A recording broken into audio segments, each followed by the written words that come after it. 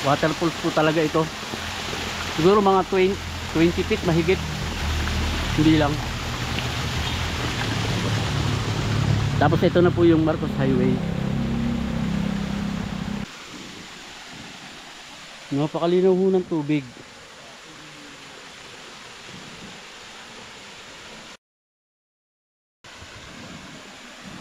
Ang history po ng lupa ay 11 po silang magkakapatid. Sa almost 40 years na sila mahigit po dito. Sila yung mga unang mga tao na nanirahan dito po sa part ng Marilaki. Dito po sa una-unahan may mga resort na po dyan siya, campsite.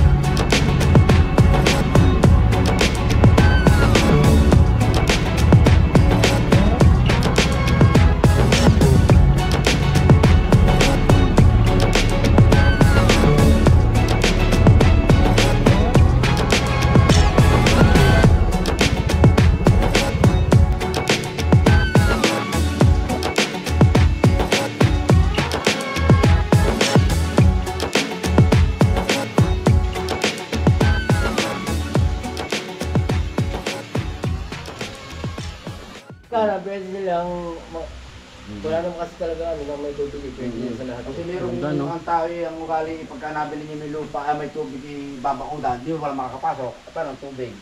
Kaawar may ibang makakabili. So nasa mahigit 40 years na ho kayo dito.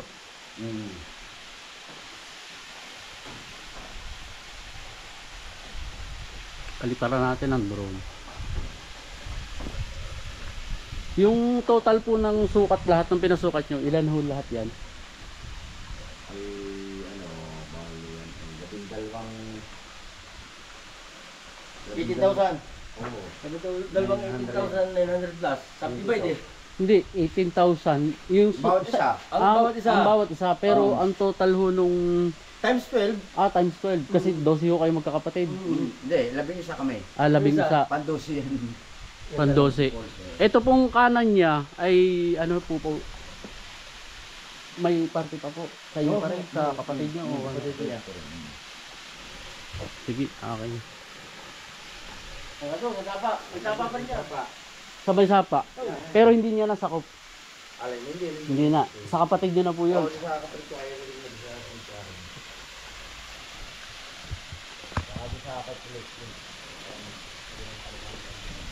Dito po kami ngayon sa Marilaki Highway sa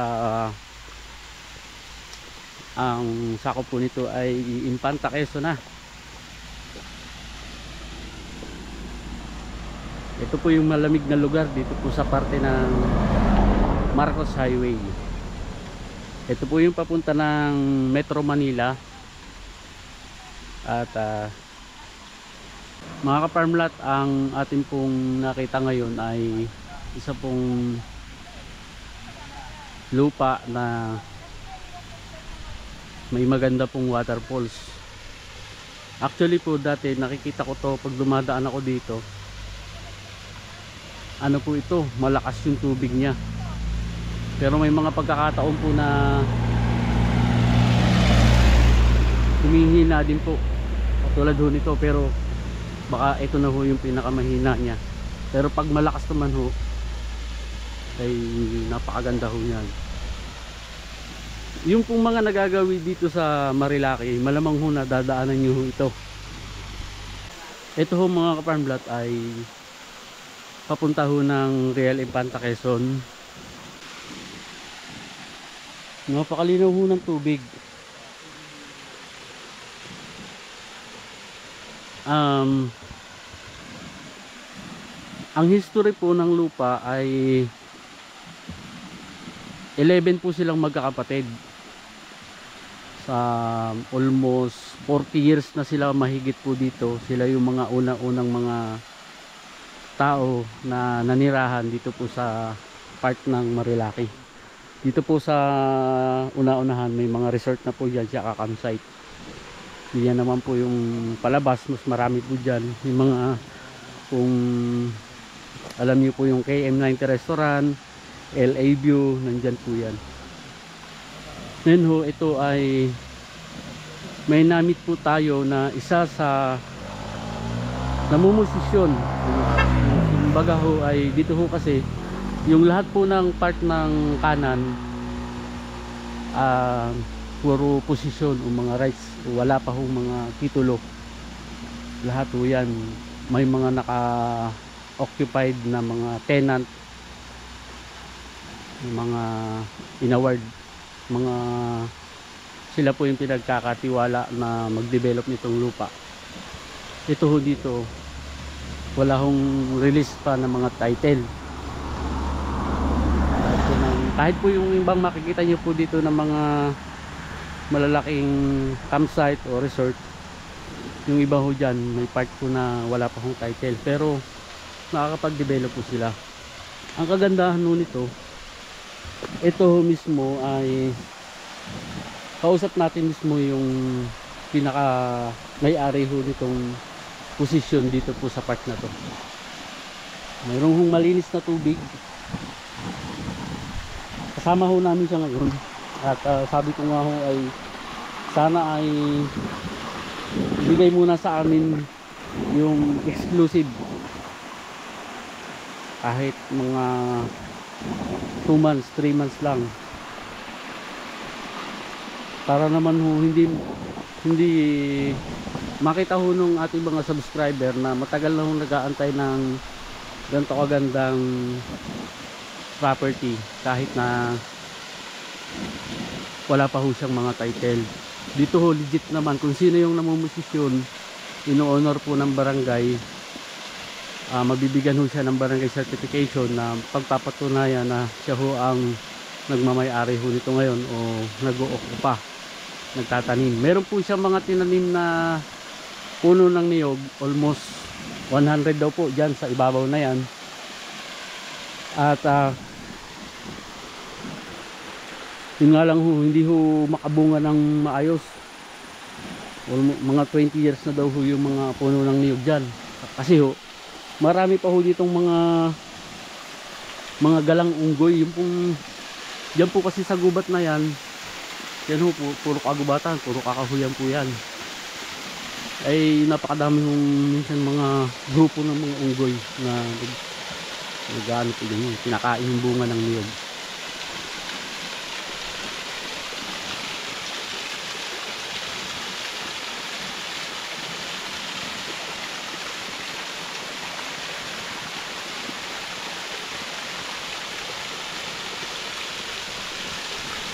Pakalinis ko ng tubig. Pag dati ho, pag dumadaan ako dito, meron akong mga nakakitang tumitigil ng mga rider nagpapapicture po dito. Kaya po pala humina din yung source ng tubig. May mga hose daw po kasi na kinuhanan, katulad po nito. May hose po ng mga nakakabit pati diyan sa ibang kapitbahay. Dito sila nakuha. So bigayan din lang naman ho dito. Napakaganda ho nito.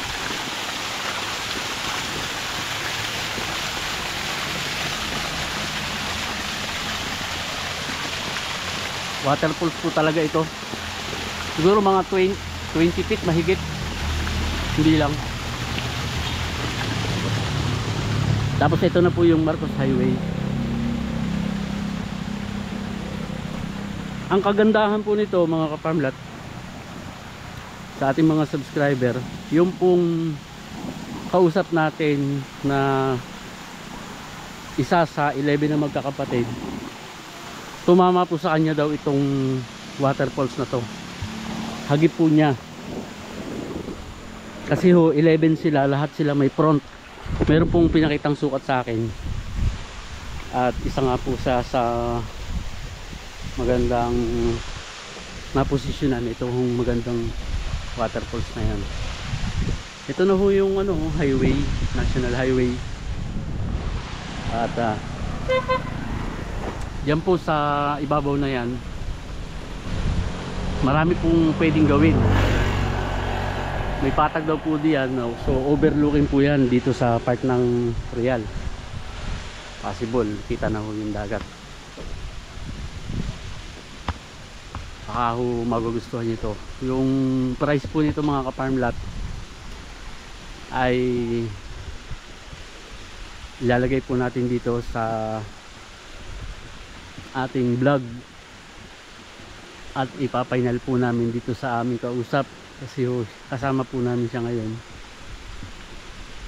At maganda ho na pag kayo po ay bumisita ay siya po mismo ang inyong maabutan. Amin pong i-schedule ang inyong pag-uusap kung kayo po ay magkakasundo sa presyo, pero more or less ang pagkakaalam ko po base dun sa nasabing info ay nasa 300 ang per square meter. Hindi po ako sure doon. Dito ho kasi may mga titulado ho. Ito pong part ng kanan, yun po yung mga release na CLOA ng DAR. Yan po yung tinatawag na 196. Yan po ay na-release ng 1991, 1993 hanggang sa mayroon pa po ako nakita na CLOA na 2003.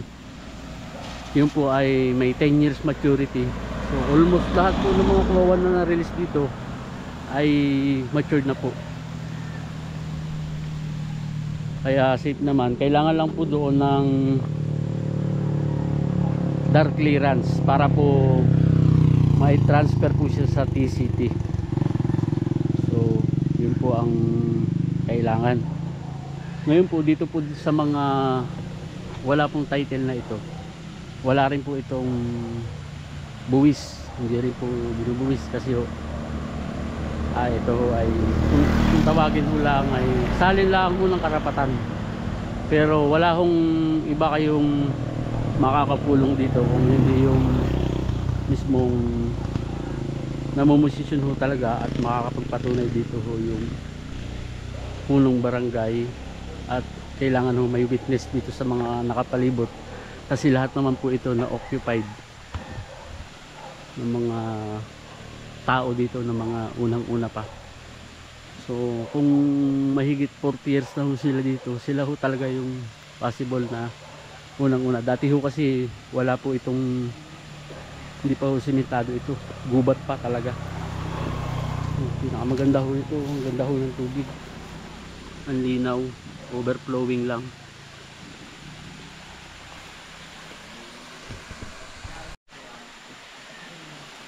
Meron pong kuryente na, yan ho, makikita nyo. Yung mga kabahayan din po dyan. Pinakamaganda ho dito yung resort o kaya ho, camping site din. Dami hong naghahanap ng ganito kagandang lugar. Dito ho yung nagkakaroon ng sea of cloud. Hindi nyo na ho kailangan dito ng aircon. Sa totoo lang po, napakalamig ho dito.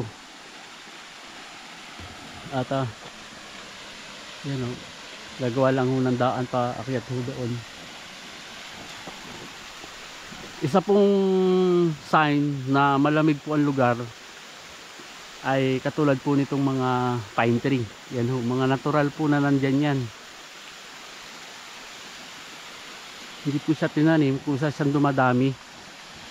Ibig sabihin ho talaga malamig ho yung lugar.